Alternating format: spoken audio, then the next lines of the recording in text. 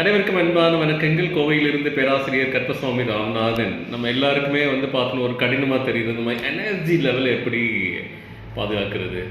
காலையில் எந்திரிக்கும் போது நான் பிரிஸ்காக இருக்கேன், ஆஃபீஸ் போய் மேனேஜரை பார்த்து 2 திட்டு வாங்கினேன் அப்படின்னா என்ன செய்யுது, என்னோட எனர்ஜி லெவல் கம்மியாகிடுது. முடிவெடுக்கக்கூடிய சோர்வை தவிர்க்கணும். இது மினிமைஸ் தி டெசிஷன் ஃபேட்டிக் சொல்லுவோம் சைக்காலஜியில். இது என்ன அப்படின்னா, நம்ம நாளைக்கு என்ன சட்டை போடணும்னு கூட முடிவு பண்ண மாட்டோம். காலையில் எந்திரிச்சு தான் டிசைட் பண்ணுவோம், என்ன சமைக்கணும், அப்புறம் லீவ் வந்துச்சுன்னா எங்கே போகிறது, இதெல்லாம் நம்ம திட்டமிட மாட்டோம். ஸோ அந்த முடிவெடுக்கக்கூடிய விஷயமே நம்ம சோர்வை ஏற்படுத்தும். இன்னொன்று, உங்களோட ஆற்றலுக்கு தகுந்த மாதிரி வேலையை பிரிக்கணும். எப்போல்லாம் நீங்கள் பீக் லெவலில் உங்களோட எனர்ஜி இருக்கோ அப்போ என்ன பண்ண முடியும், நான் ஒரு 50 கிலோமீட்டர் ட்ரைவ் பண்ணி போய் எனக்கு ஒரு வேலை முடிக்க முடியும் அப்படின்னா நீங்கள் அதை முடிக்கலாம். இல்லை நான் வீட்டிலேயே இருந்து சில வேலையெல்லாம் முடிச்சிருவேன், ஐம் ஸோ டயர்ட், இந்த வீக்கெண்ட் ஃபுல்லாகவே இந்த வீக் ஃபுல்லாகவே ஒர்க் இருந்தது. ஸோ அப்படி இருந்து ஆட்களுக்கு அந்த மாதிரி வேலையை பிரிக்கணும். இது மேட்ச் ஒரு எனர்ஜி டு டாஸ்க், அது ரொம்ப ரொம்ப முக்கியம். இது நம்ம மிஸ்மேட்ச் பண்ணணும்னு வச்சுக்கோங்களேன்.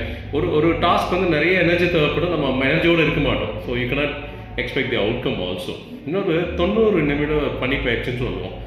நீங்கள் எங்களை மாதிரி மேனேஜ்மெண்ட் கன்சல்டன்ட்டு மென்டார்ஸ்ட்டு கேட்டிங்கன்னா சொல்லுவோம், 90 நிமிஷத்துக்கு கழிச்சு அப்படி நீங்கள் கண்டிப்பாக ஒரு பிரேக் எடுக்கணும். அது யாராக இருந்தாலும், ஹவுஸ் ஒய்ஃபாக இருந்தாலும் சரி, இல்லை ஒரு வேலைக்கு போகிறவங்களா இருந்தாலும் 90 நிமிஷம் அதுக்கு மேலே நீங்கள் கண்டினியூ பண்ணிங்கன்னா உங்கள் எனர்ஜி டபுள் த ட்ரெயின் ஆகும். எப்படி பேட்டரி ஒரு 20% போனதுக்கு கடகடன்னு போகும், அதே மாதிரி தான். ஸோ அந்த எனர்ஜி லெவல் நீங்கள் ஒரு 80%, 90% மெயின்டைன் பண்ண வேண்டியது உங்களுக்கு. இன்னொன்று, உண்மையான ஓய்வு எடுக்கணும். அது ரெஸ்டரேட்டிவ் பிரேக்குன்னு சொல்லுவோம்.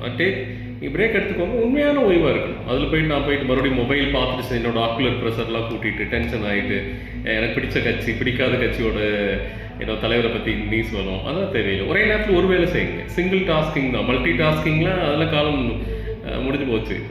நம்ம எந்த தொந்தரவும் கிடையாது, அப்போ மொபைல் கிடையாது, அது கிடையாது. We are able to do multitasking. இப்போ ஒரு நேரத்தில் ஒரு வேலை செய்யுங்க. இன்னொன்று, சுவாச பயிற்சி மூலம் நீங்கள் உடனே என்ன செய்யலாம், உங்களோட சைக்கலாஜிக்கல் எமோஷன்ஸை நீங்கள் கண்ட்ரோல் பண்ணலாம். கவனத்தை பாதுகாக்கணும்.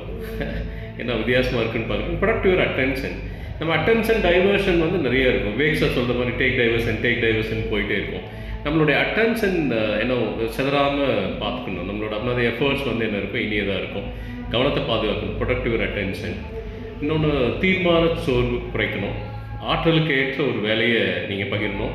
அந்த 90 நிமிட கவனப்பயிற்சி, உண்மையான மன ஓய்வு, ஒரு நேரத்தில் ஒரு வேலை, சுவாச பயிற்சி, இதெல்லாம் கொண்டீங்கன்னா, இன்னொன்று கவனத்தை பாதுகாக்கிறது, இதெல்லாம் பண்ணீங்க அப்படின்னா உங்களோட எனர்ஜி லெவல் எப்படி பேட்டரி உங்களோட மொபைலில் இருக்கிற மாதிரி அந்த 80%, 90% இருந்தால் எவ்வளோ ஹெல்த்தியாக தோணுமோ அதே மாதிரி இருக்கும்.